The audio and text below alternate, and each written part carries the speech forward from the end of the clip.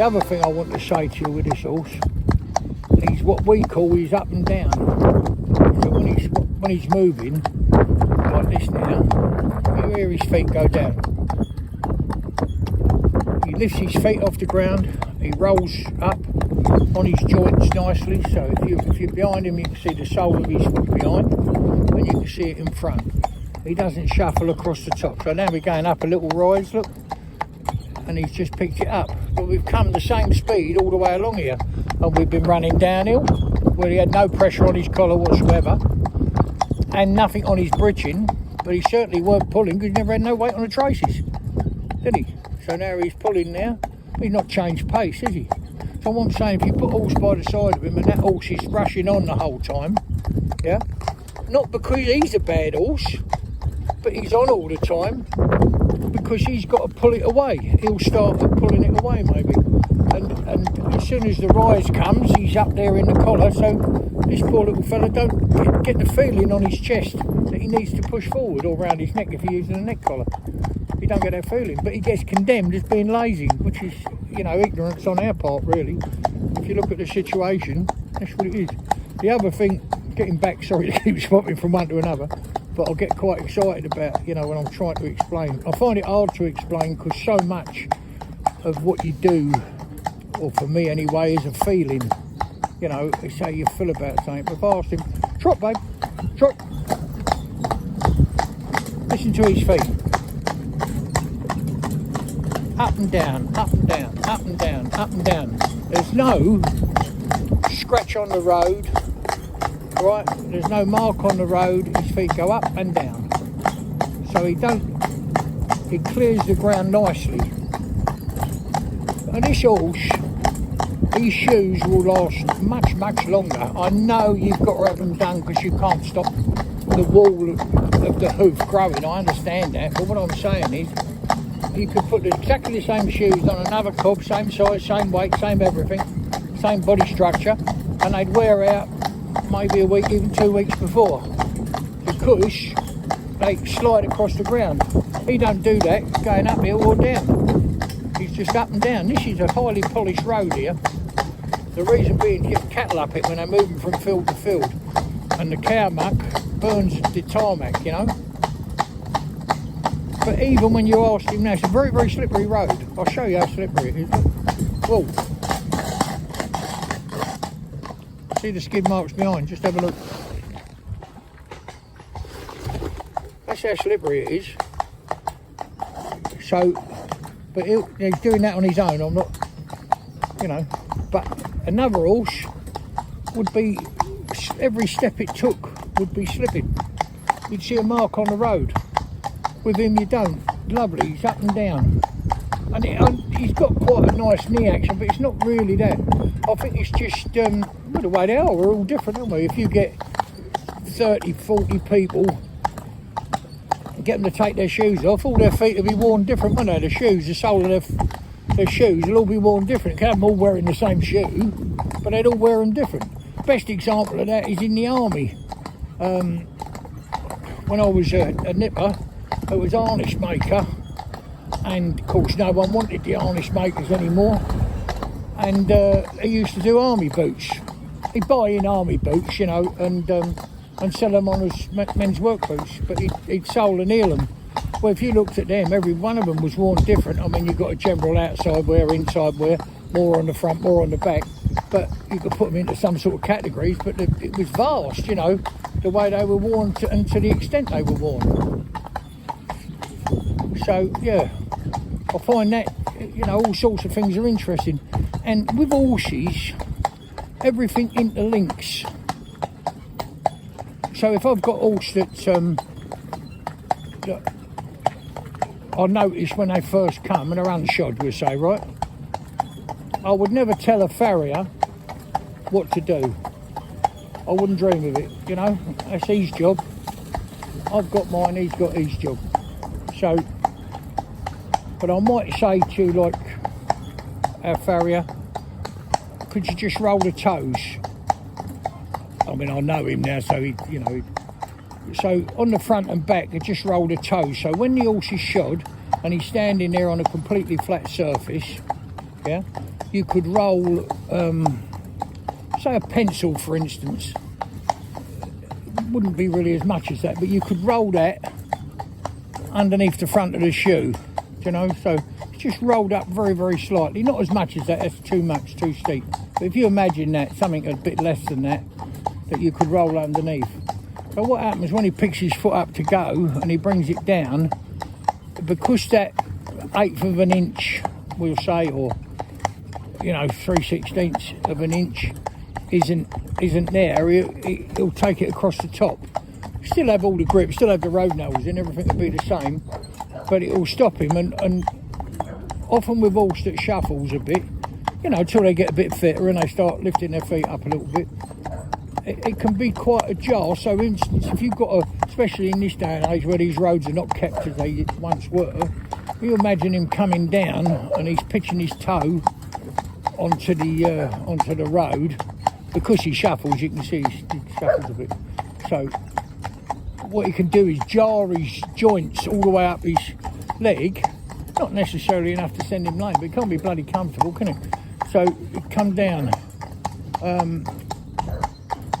So sometimes what we do is roll the toe a little bit, front and back, or sometimes just on the back or just on the front. And as that lands, it just lets the shoe get away a little bit. But, you know, they're still just as stable on their feet as they would be anyway. But it prevents that. With some you see that shuffle like that will wear the toe completely out, you know, massively. Like quite surprising. Look at the shoes. Very interesting actually when your farrier comes to just look at the shoes he's taken off somewhere else and see how they're worn. Quite remarkable. I mean, we've got, you know, Cloud. He does his one iron shoe. Hello there. At 2 o'clock on the, you know, if you look at it like a dial, but 2 o'clock, I think that'd be right. Reed know better than me actually. She looks after all that sort of thing. So he would, he'd wear it. All right. He'd wear it off there, and you look at, you know, the other side of the shoe and the back of the shoe and the front of the shoe's hardly nowhere at all. So what we would do, because he's hitting the road there and obviously sliding on it, isn't he? Because he couldn't wear it away otherwise. I'd wear it eventually, but rubbing it on the road as opposed to putting it up and down is vastly different, isn't it? So what we do is we get, now this is quite a miracle actually. Ree's in the back filming and she's just passed me a shoe. It's clouds out of my pocket. Yes, this is one she had in her pocket. Now why, we won't go down the road of why he's got a bloody shoe in his pocket, but can you see there?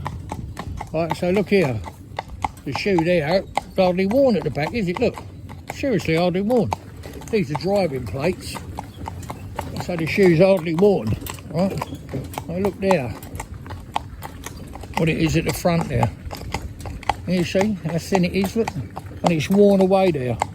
So if you imagine when it was round here, you know, it'd be 10 o'clock in the morning, wouldn't it, yeah? And as I said, another horse wears them just there, between them two nails, right off there. So virtually opposite to this shoe. So what we do is in them two there, we put a road nail in them two. I would never tell the farrier what to do, he'd know what to do, but I'd explain to him what's happening, or he'd say, or he'd call me over if he'd come, you know, if I hadn't mentioned it. He'd say, Baz, what about these? And I'd say to him, well, sometimes we'd have a shoe put back here and now put back here a little bit, you know. But if you've got a good farrier, look after him and respect the man. And I mean that, what I say to you. But so by that, what do I mean by respect the man? If you've got a good farrier, the shoes stay on, yeah, and the horse is comfortable in them shoes.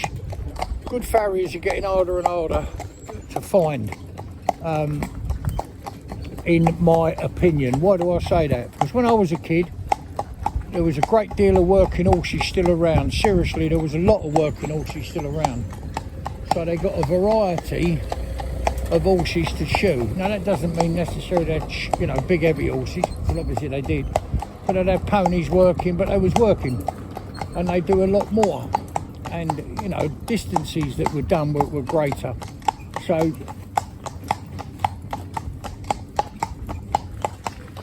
you know, back in the day, you'd find, I don't know why, I'm quite fascinated why he's got that in his pocket. You can wonder why he uses a knuckle duster, I suppose.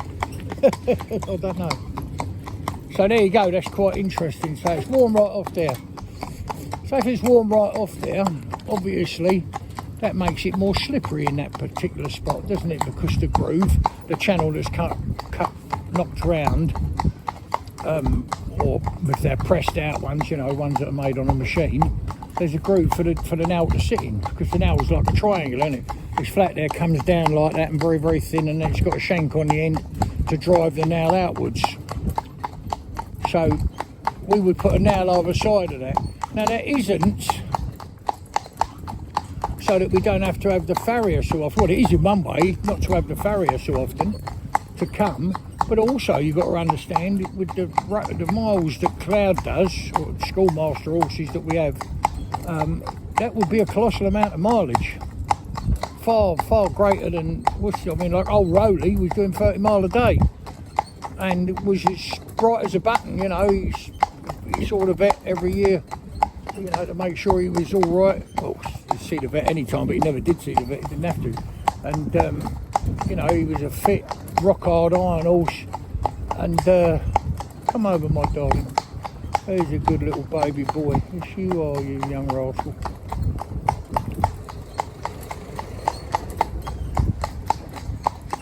So back in the day, there was loads of working horses about, therefore Farrier got more chance of doing a variety of horses.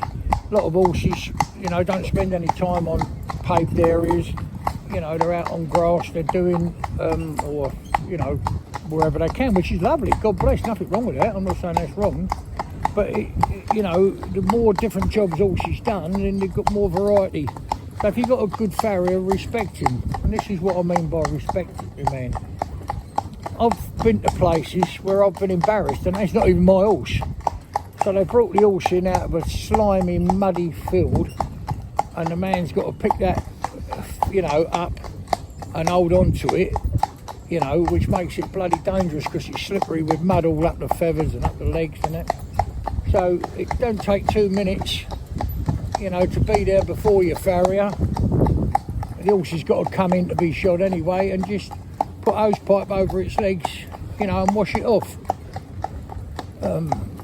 Even 10 minutes, quarter of an hour before, at least it's clean, and by the time he gets there, it'll be dry enough for him to handle and a lot more comfortable and not as dangerous. I've seen them when, just due to the mud up their legs, you know, they snatched it out of his hand and ripped the man's hand to pieces, you know, on the nail coming through, do you know what I mean? So I think that's the sort of thing I'm talking about. Come over, baby.